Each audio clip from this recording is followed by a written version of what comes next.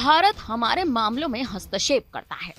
जी हाँ, ये आरोप है भारत के कट्टर दुश्मन मुल्क कनाडा का, जिस देश के साथ हाल ही तक भारत के रिश्ते बेहतर थे, लेकिन खालिस्तानियों का बढ़ता आतंक देख स्थितियां बदलती नजर आई और देखते ही देखते ये रिश्ते बद से बदतर होते गए। भारत ने आज कनाडा के विदेशी हस्तक्षेप जांच आयोग की उस रिपोर्ट को खारिज कर दिया है, जिसमें उसके चुनावों में भारत के हस्तक्षेप का आरोप लगाया गया था और भारत के आंतरिक मामलों में लगातार हस्तक्षेप करने के लिए ओटावा की आलोचना भी की गई थी।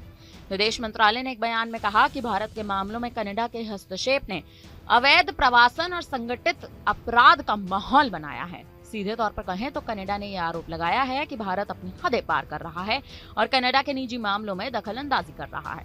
हालांकि विदेश मंत्रालय की ओर से जारी बयान में साफ तौर पर कहा गया है कि हमने कथित हस्तक्षेप पर कोई भी गतिविधियों के बारे में तमाम रिपोर्ट, यानी सीधे तौर पर कहें तो कथित रिपोर्ट लिखी है। दरअसल कनाडा ही भारत के आंतरिक मामलों में लगातार दखल देता रहा है। इसने अवैध प्रवासन और संगठित आपराधिक गतिविधियों के लिए भी माहौल तैयार किया है। ये आरोप है और ये जवाब है भारत के विदेश मंत्रालय की ओर से। विदेश मंत्रालय ने आगे ये भी कहा कि हम भारत पर रिपोर्ट के आक्षेपों को अस्वीकार करते हैं और उम्मीद करते हैं कि अवैध प्रवासन को सक्षम करने वाली सहायता प्रणाली को आगे बर्दाश्त नहीं किया जाएगा। कनाडा में जारी एक रिपोर्ट में आरोप लगाया गया है कि कनाडा में होने वाले चुनावों में हस्तक्षेप करने वाले देशों में भारत का दूसरा स्थान है। हालांकि भारत ने इस रिपोर्ट को सिरे से खारिज कर दिया। रिपोर्ट के अनुसार चीन का प्रभाव कनाडा की लोकतांत्रिक प्रक्रियाओं पर भारत से अधिक है।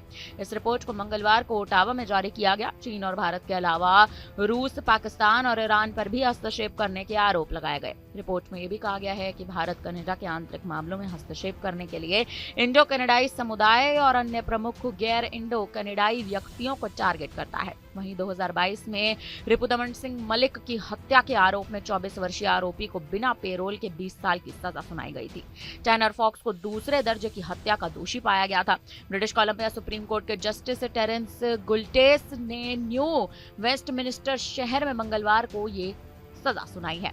आपको बता दें कि रिपुदमन सिंह मलिक एक विवादास्पद व्यक्ति थे। ऐसा कहना भारत का भी है। ऐसा आरोप भारत का है क्योंकि उनका नाम 23 जून 1985 को कनिष्का बम धमाके में आरोपों के रूप में लिया गया था। इसमें 329 लोग मारे गए थे। हालांकि उन्हें और उनके सह आरोपी अजायब सिंह बगरी को सबूतों की कमी के कारण बरी कर दिया गया। केवल बम बनाने वाले इंद्रजीत सिंह रेपत को दोषी ठहराया गया था, लेकिन साल 2016 में वे अपनी सजा के लगभग 2/3 हिस्से की अवधि पूरी करने के बाद ही रिहा हो गए थे। साल 2022 की शुरुआत में मलिक ने खालिस्तान आंदोलन से किनारा करते हुए प्रधानमंत्री नरेंद्र मोदी की सराहना करते हुए एक सार्वजनिक पत्र जारी किया। माना जाता था कि उनका एक विवाद भी था जो खालिस्तानी समर्थक हरदीप सिंह निज्जर से था। पिछले साल 18 जून को उसी शहर में मारे गए थे निज्जर, जिनके बाद रिपुदमन सिंह मलिक को ब्लैक लिस्ट से हटाकर उसी वर्ष भारत यात्रा की अनुमति दे दी गई थी। हालांकि अब कनाडा जो तमाम आरोप लगाता आ रहा है कि भारत उनके निजी मामलों में, उनके चुनावी मामलों में हस्तक्षेप कर रहा है, अब भारत के विदेश मंत्रालय की ओर से साफ बड़ा बयान जारी कर दिया गया है। फिलहाल इस पर आप क्या कहेंगे? आप हमें अपनी राय कमेंट करके जरूर दें।